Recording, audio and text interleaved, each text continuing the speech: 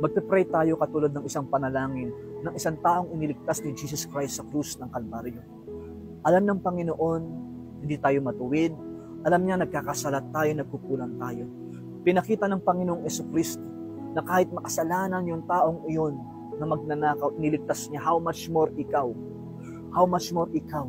Hindi niya kayang iligtas. Kaya kanyang iligtas. Kaya kanyang tulungan kung magpapatulong ka. Kung magpapaligtas ka, buhay siya at totoo siya.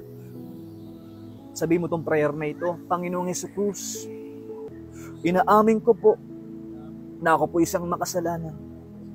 Humihingi po ako ng tawad sa lahat ng aking nagawang kasalanan.